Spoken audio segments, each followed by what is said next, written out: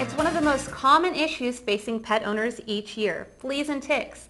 In today's pet segment, Dr. Janice Price with the Windmill Animal Hospital is here to teach us how to keep unwanted pests away from the smallest members of our families.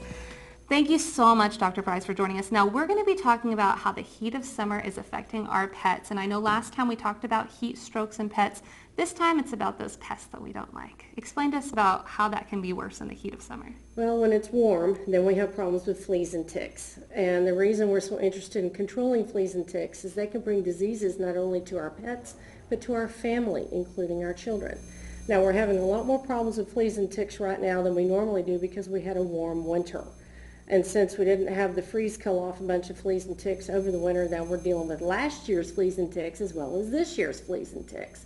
Now, to manage the problem, we have to consider we have the yard, we have the house, and then we have the pets. Now, I'm going to leave the yard and the house to the pest exterminators. Those are the experts for that.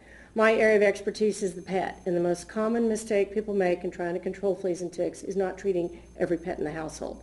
That means if you have an indoor-outdoor dog that has fleas, you need to treat that dog as well as your indoor-only cats. Fleas are equal opportunity. They will jump on every pet you have, including rabbits, gerbils, guinea pigs, anything like that. Although you have to be very careful what flea control you use on pocket pets and things besides cats and dogs. Okay. But that's the most common mistake people make, is not treating everybody in the household. And then don't waste your money on flea collars. The only thing they're good for is to cut into pieces and put in your vacuum cleaner bag so that when you vacuum up all the fleas from your carpet, you can kill them before they jump out and reinfest your house. Well, that's a good thing to know. But now, what are you seeing in your offices? Are people bringing them to you to help prevent this? Because I know you're saying it's going to be in your home if it's on your pet. So the steps of getting them in the home and taken care of, what can they do when they bring them to you and bring them back home to ensure that they're not going to bring those back? Well, when they bring them to us, usually they're bringing them to us because the pet is having dermatitis from the flea bites, and he's itching and driving everybody crazy. And commonly they'll also have a secondary infection of the skin.